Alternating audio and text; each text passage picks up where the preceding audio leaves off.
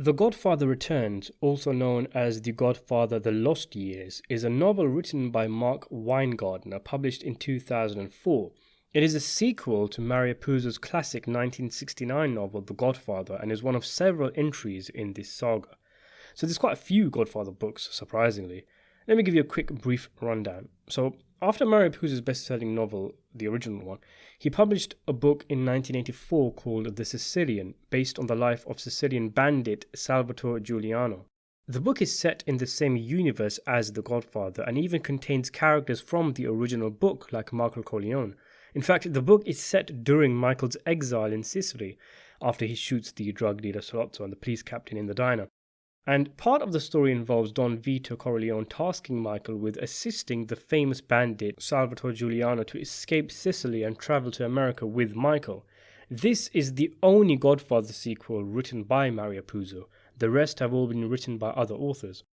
So why did I read and review The Godfather but skip the sequel, you ask? Well, I've heard a lot about this book. I've heard that many people came away from it disappointed because it's quite different from The Godfather. It may be set in the same universe, but it's not really a family drama, a mob drama. It's more of an underground bandits living off the grid in the mountains kind of book. I've heard people say that the Michael Corleone connection is shoehorned in due to The Godfather's popularity, with the book cynically selling itself as a sequel. But if you accept what it is, I've heard it's also really good. And I might have given it a go, and I might still do one day. Only when I was doing my research into it to see whether it would be worth buying, someone spoiled the ending of it online, which kind of bummed me out. Hopefully I'll forget that spoiler one day and then I can give the book a go. Let me know if you've read The Sicilian and if you think it's worth the read. So the next book is this one, The Godfather Returns. In the 1990s, Mario Puzo was approached to write a sequel to The Godfather but turned it down, but stated he would not object to a sequel being written by another writer after he died. The Godfather Returns is the result, commissioned by Random House, publishers of The Sicilian, who held a contest to select a potential book author, and Winegardner won. It has a sequel called The Godfather's Revenge, also written by Winegardner. These books seem to have the backing of the Puzo estate. However, to my knowledge, Paramount Pictures, the studio that produced the Godfather films, co-written by Mario Puzo, have declared the books as non-canon. So do with that what you will. There is a fifth and final book called The Family Corleone, published in 2012 and written by Ed Falco. This one sounds quite interesting because it's a prequel to The Godfather and is based on an unpublished screenplay by Mario Puzo himself. As Godfather fans might know, and I've done a detailed video on this, going through what the film would have been about, Mario Puzo and Francis Ford Coppola were all set to write The Godfather Part 4, but then Puzo died. But it seems a draft of some portion at least of the screenplay by Puzo does exist, and elements from it have been taken to formulate that book. So, The Godfather Returns, a direct sequel to The Godfather. So first things first, when is this book set, who is it concerned with, and what happens? Well, I'm going to try and keep this simple, but it is a bit difficult because the book can really be all over the place. It's set directly after the first film, in which the Corleone family are making their move to Nevada and are leaving New York.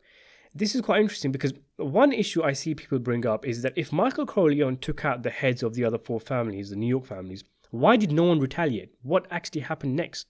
Did the other families fight back? Did the Corleones absorb the entirety of the New York mob? How could they have possibly achieved that? Well, the book looks to bring clarity to these issues, and it highlights how the Corleones' issues in New York were not sorted by the killings of the other families at the end of the first book. There was more work to be done. In fact, this is where the inception of the main plot comes from. Michael is scheduled to have a sit-down with some of his rivals, people who would like to see him dead. Rather than going himself, he sends one of the top members of the Corleone family, the rising star Nick Geraci. Or is it Geraki or Geraki? I don't know. In fact, there's even a paragraph in the book where a character complains that everyone is always pronouncing it wrong. But anyway, hopefully I'm pronouncing it right. Geraci can fly planes, and he's the one who flies Michael's rivals to the island where they have this meeting. It's only at the meeting he reveals himself as the representative of Michael Corleone. Things are said, disagreements are had, hands are shaken, and cheeks are kissed. However, During the flight back, the plane malfunctions and is sent crashing into the sea, killing all on board, killing all of the remaining opponents of Michael. And it's revealed that this was actually a setup, with Michael settling all family business and sacrificing a great asset in Nick Geraci. However, Geraci actually survives the crash and learns that Michael set him up to die, and then secretly teams up with his old Don, who isn't part of the Corleones, to turn against Michael and have his revenge. And basically things go from there. Like with all the Godfather books and films, it borrows from reality. Like, for example, there's a character who becomes president of the United States who has links to the underworld, and this is of course supposed to be based on John F. Kennedy. I personally don't think the period between The Godfather 1 and The Godfather 2 is the most interesting period to have your story set. And I say The Godfather 2 because the movies are clearly canon in this book, because the events of The Godfather 2 end up running concurrently with The Godfather Returns. I would rather see what happened between The Godfather 2 and The Godfather 3, to witness the change in Michael's character, to see all that happened in between those two significant periods in his life. Maybe the sequel, The Godfather's Revenge, will touch upon that. But anyway, this book ends up running side by side with The Godfather Part 2. It kind of references the events in the film, but in the background, without going into too much detail. And then it jumps forward to after The Godfather Part 2, which is a bit bizarre really. The structure is awkward. Like, for example, Fredo Corleone is a major character in the book. We see loads of stuff that he gets up to in between The Godfather 1 and 2. And then all of a sudden, he's dead. And his death isn't shown because the book author expects us to have seen The Godfather 2 and seems to try his best to avoid mentioning the key parts of that film as much as possible. The awkward structure is compounded with a seemingly random but interesting flashback into Michael's experiences in the Marines. And then it jumps forward yet again into the future with him trying to exit La Cosa Nostra and go straight, and all the issues with Nick Geraci. I can't say I'm a fan of the structure of the novel. It feels like it doesn't know what it wants to focus on at times. It jumps from here to there, and each of the sections of the book where there's a significant time jump starts off by telling us what year this chapter is set in. But that doesn't help, because most of us don't even know what year the events of each and every event in the Godfather universe take place. As mentioned, one minute we were following Fredo and the shenanigans he was up to, and the next minute he's already dead. Winegardner has to dance around and avoid the stuff that is already covered in The Godfather Part 2. But the thing is, those parts, the assassination attempt on Michael, Fredo's death, all these kind of things, they were the really interesting parts of the movie. And he has to skip these things and instead give us painstaking details of stuff that we really don't give a shit about. In terms of filling in the blanks, which is pretty much the purpose of the book, in addition to creating a new antagonist in Nick Geraci for Michael to fight with, The Godfather Returns does a decent job in places. All of the classic characters who made it to the end of The Godfather return, Tom Hagen, Michael, Fredo, Kay, etc., and we get some more peeks into their character. But I gotta say, and there's no other way of saying this, The Godfather Returns was just so boring at times. It felt like it had no zest in it. Winegardner does his best to replicate Puzo's seductive prose, and at times he does well. There are passages which I thought were really well written, and they seem straight out of the first book, but the times the book is equal to its predecessor are rare, and Winegardner even imitates the things I didn't like about The Godfather. For example, Puzo waffled on and on at times about Johnny Fontaine, the mob-connected singer and actor, and I thought these passages in the book were decent but outstayed their welcome. But it's like Winegardner thought, oh, Puzo did it, so I have to do it as well. And we get chapter after chapter dedicated to the mundane life of Johnny Fontaine, all while some of the most interesting characters, like Tom Hagen, who is almost the main character in the first book, are sidelined. And speaking of boring, hardly anything happens in this book. In terms of the Michael and Geraci beef, no actual conflict ever takes place. It seems as though all of this has been left to the sequel. I'm not joking, I was actually about 200 pages into this 500 or so page book, and I was thinking, nothing's even happened yet. Michael and Kay go on a holiday that lasts for a good chunk of the novel, and even then they have to turn around and go home because they are denied entry into Sicily for safety reasons. And we follow one of Sonny Corleone's daughters who goes to college and experiences love, and Winegardner seemingly thought it was a good idea to turn Fredo into a self-loathing gay all of a sudden. Okay, The Francesca storyline, Sonny's daughter, was quite interesting because it gives you a different perspective of the mob life. A daughter who's trying to get an education for herself in a waspy world, and she struggles to shake off the stereotype of Italian Americans all being criminals. It reminded me of Meadow Soprano, the daughter of Tony Soprano in the classic mob TV series The Sopranos. But for comparison's sake, I mentioned in my review of The Godfather that I couldn't put it down, that I finished it in a few days. With this book, I was really into it, but then it just kind of ran out of puff. There wasn't enough content to justify the length, and I was really reading it to simply finish it. And yet, in a crazy way, the more I read, the more longer it seemed to get. I was really burnt out by the end. It just didn't have the pull of Puzo's book.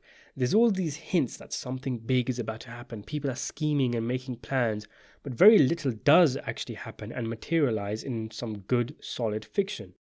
One of the issues I have with it is the attempts to explain the context and detail behind events that occur in the films. Some of it is cool and interesting, as mentioned, the aftermath of the murder of the heads of the 4 rival families, but sometimes it's too contrived, it's too tightly wound. Not everything needs to be explained.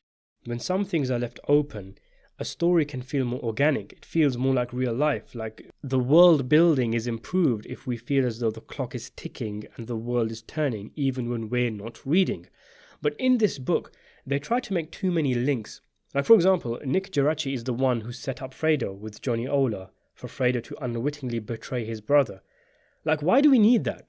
What was wrong with The Godfather 2 telling us that Ola bumped into Fredo and got him to spill some beans about Michael? Having Geraci intentionally manipulate Fredo so he inadvertently betrays Michael so that Michael has to kill him and thus destroying himself takes away from the poignance and tragedy of Fredo's betrayal in The Godfather 2.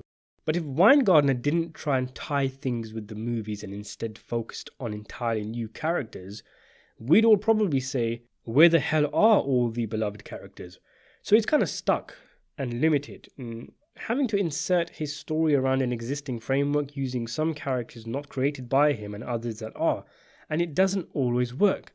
Sometimes it does though, with some of the more interesting aspects of the book being how Tessio died, and the relationship between Michael and Fredo pre-The Godfather 2. However, in a weird way, I can accept the book, and not just because all things considered it is a decent read, I guess, but the thing is, because it isn't written by Puzo, because Paramount don't consider it canon, it kind of feels like an alternate reality book, a fan fiction book. And in that fan fiction kind of way, that kind of what might have been way, I can accept it.